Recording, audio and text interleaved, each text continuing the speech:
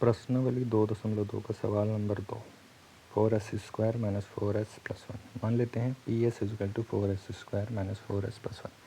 सबसे पहले तो पी एस क्यों माना है यहाँ पे, क्योंकि चर हमारा एस है, यहाँ पे एक्स नहीं है। एक्स होता तो पी एक्स मानते, एस है तो पी एस मानेंगे। तो हमने मान लिया कि P S equal to 4s² minus 4s+1। अब देखो एस स्क्वायर का गुणनखंड, एस स्क्वायर का गुणनखंड तो चर पद कितना होगा, तो 4 × 1 4, ये हमारा पहला स्टेप था। दूसरा स्टेप क्या करेंगे, 4 का गुणनखंड करेंगे तो 2 × 2 आ गया।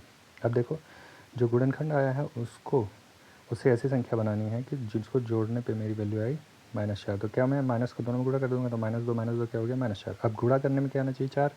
तो -2 का गुणा करेंगे तो 4 आएगा। तो मेरा ये क्लियर है। तो हमने लिख दिया 4s² माइनस 2s+1 क्लियर। तो पी एस स्क्वायर उसको, अब यहाँ से मैं 2s कॉमन ले लूँ पहले वाले में, तो क्या हो जाएगा 2s और -1। फिर दूसरे वाले से -1 कॉमन लूँ, तो देखो -2s माइनस में है तो ये हो जाएगा प्लस में, जो 2s हो जाएगा। और यहाँ प्लस की जगह माइनस हो जाएगा क्योंकि माइनस कॉमन लिया, -1। अब इन दोनों में से 2s -1 को मैं कॉमन ले लेता हूँ। कॉमन मतलब उभयनिष्ठ ले लेता हूँ। दोनों से 2s -1 उभयनिष्ठ लूँगा तो पहले वाले पद में क्या बचेगा, 2s -1 कॉमन लेने के बाद तो बचेगा 2s। तो 2s -1 कॉमन ले लो, उभयनिष्ठ ले लो, तो बच्चा पहले वाले पद में 2s और दूसरे वाले पद में कितना बचेगा, -1। तो मेरे पास दोनों ही वैल्यू क्या आ गई, दोनों ही पद आ गए 2s -1 2s -1, है ना। ये गुणनखंड मध्य पद का गुणनखंड जो है, मैंने शॉर्ट वीडियो बनाया तो उसमें और अच्छे तरीके से समझाया, वहाँ से जाके समझ सकते हो कॉन्सेप्ट। और मैंने रफली इसमें बता भी दिया साइड में। और रफ वाला आपको कॉपी में नहीं लिखना है, कॉपी में सोल्यूशन लिखेंगे बस रफ समझाने के लिए। अब देखो अब क्या करेंगे, हमको शून्य के लिए पता होता है कि पी एक्स इजकल 0 हम करते थे क्योंकि एक्स चर था, अभी एस चर है तो लिखेंगे शून्य के लिए पी एस इजकल टू 0, यानी पी एस इजकल टू 0। इसका मतलब क्या हो गया, इसका मतलब हो गया 2s -1, पी एस की वैल्यू यही आई है हमारी 2s -1 और इंटू 2s -1 इजकल टू 0। अब यहाँ से इसका मतलब हो गया कि या तो 2s -1 बराबर 0 है या तो 2s -1 बराबर 0 है। हालांकि दोनों एक ही वैल्यू है, पर लिखना पड़ेगा 2 बार, क्योंकि बहुपद के जितने शून्य होते हैं द्विघात बहुपद के 2। तो 2s -1 is equal to 0, 2s -1 is equal to 0। तो पहला शून्य का आ गया हमारा s इजकल टू 1/2 और दूसरा आ गया s इजकल टू 1/2। कैसे आया, क्योंकि 2s इजकल टू 1 होगा, s इजकल टू 1/2, 1 को उधर भेजेंगे तो दोनों ही शून्य मेरे पास आ गया, 1/2 और 1/2। 1/2 में बंद कर दिया, ये हमारा पहला आंसर हो गया।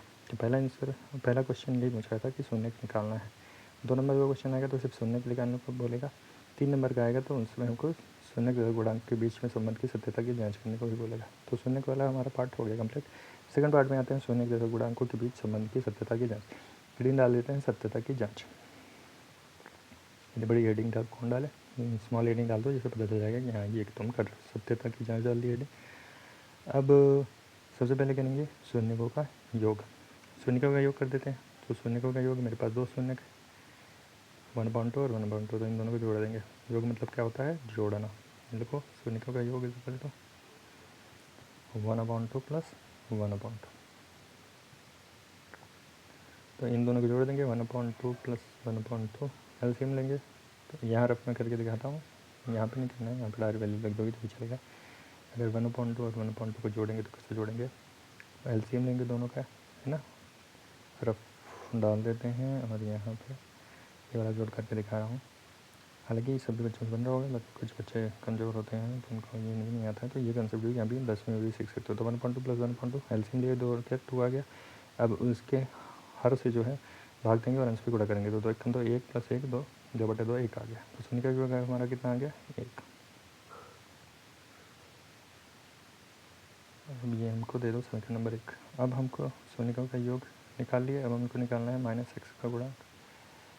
तो उस केस में x होता है जब x चर होता है, यहाँ पे ऐसे चर, तो -s का गुणांक बटे s स्क्वायर का, है ना। x स्क्वायर का गुणांक होता है s स्क्वायर का गुणांक, क्योंकि चर क्या है ऐसे। चलो आ जाओ देखते हैं अपने क्वेश्चन में। -s का गुणांक बटे s स्क्वायर का गुणांक में क्या लिख सकते हैं। तो s का गुणांक देखते हैं और s स्क्वायर का गुणांक देखते हैं। तो मेरा s का गुणांक था क्या, s स्क्वायर का 4 था और s का था -4। यहाँ रख देंगे -4 बटे 4। तो देखो ऊपर माइनस माइनस 4 प्लस हो जाएगा 4 बटे 4, यानी कि वैल्यू क्या हो जाएगी, इसका मान हो जाएगा 1। तो मैं लिख दूँगा माइनस एस का गुणांक बटे एस स्क्वायर का गुणांक बराबर 1 हो जाएगा। तो ये दोनों ही मान जो है बराबर आ गए। इसको दे दो एक समीकरण नंबर, फिर क्या, तो दोनों ही मान बराबर आ गए, मतलब दाएं पक्ष दोनों का बराबर आ गया। माइनस एस का गुणांक बटे एस स्क्वायर का गुणांक बराबर 1 लिख लो। समीकरण नंबर दे दो 2, समीकरण नंबर 1 हमने लिखा है, समीकरण 1 और 2 का दोनों साइड का दायां पक्ष क्या हो गया, 1 हो गया। और जब दायां पक्ष एक पक्ष किसी भी समीकरण का बराबर होता है तो उसका अगला पक्ष अपने आप बराबर हो जाता है, मतलब दाएं पक्ष बराबर है तो बायां पक्ष बराबर हो जाएगा। तो यहाँ से हमारे पास क्या आ गया, शून्यकों का योग बराबर समीकरण 1 और 2 से शून्यकों का योग बराबर शून्यकों का योग बराबर माइनस एस का गुणांक बटे एस स्क्वायर का गुणांक। शून्यकों का योग बराबर माइनस एस का गुणांक बटे एस स्क्वायर का गुणांक। और ये कितने बराबर है, ये बराबर है 1 के। तो इन सबको लिख के इसको डिब्बा में बंद कर देते हैं। पहला पार्ट की सत्यता की जांच हमारी कंप्लीट हुई योग वाले की। अब अगला पार्ट है हमारा गुणनफल। तो शून्यकों का गुणनफल निकालते हैं। गुणनफल क्या होगा, दोनों शून्य को गुणा कर देंगे, यानी कि 1/2 और 1/2 का गुणा करना है। भिन्नों का गुणा करना आता ही होगा, अगर चार्ट में पड़ा हुआ है, बहुत आसान सा रूल है। अगर नहीं भी आता है तो अंश का गुणा अंश में होता है और हर का गुणा हर में, यानी कि 1 का गुणा 1 में और 2 का गुणा 2 में होगा। तो इसका मतलब हो गया शून्यकों का गुणनफल बराबर क्या हो गया, 1/4। तो शून्यकों का गुणनफल बराबर हो जाएगा हमारा 1/4। शून्यकों का गुणनफल भी हो गया क्लियर। अब इसको देखो समीकरण नंबर 3। अब अक्षर पद बटे एस का गुणांक एस स्क्वायर का गुणांक निकालेंगे। वैसे भी होता है अक्षर पद बटे एक्स स्क्वायर का गुणांक, तो यहाँ पे एक्स स्क्वायर के गुणांक की जगह हमारा क्या होगा, एस स्क्वायर का गुणांक। जैसे एक्स का वैल्यू है नहीं, इसलिए हम इसको करेक्ट कर लेते हैं पहले आपका। तो इसको लिख सकते हैं अक्षर पद बटे एस स्क्वायर का गुणांक, वैल्यू रख देंगे चल के, क्योंकि हमारा जो है वैल्यू क्या है, एस स्क्वायर है। इसको बढ़ा लो अक्षर पद बटे एस स्क्वायर का गुणांक बटे, और ये हमारे पास क्या, अक्षर पद 1 और एस स्क्वायर का गुणांक है 4, 1/4। समीकरण नंबर 4। अच्छा, समीकरण 4 3 और 4 से क्या पता था, दायां पक्ष बराबर है तो बायां पक्ष भी बराबर हो जाए। तो इसका मतलब क्या हो गया, शून्य का गुणनफल बराबर अक्षर पद बटे एस स्क्वायर का,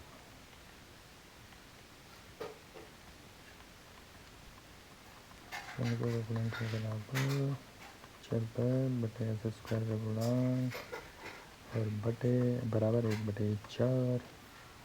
तो ये होता है हमारा क्वेश्चन कंप्लीट। और जो भी चर होगा उसके फॉर्मूला में उसी चर को लिखना होगा और उसी चर को हम पी एक्स पी एस में समानेंगे। ठीक है, डन हुआ क्वेश्चन।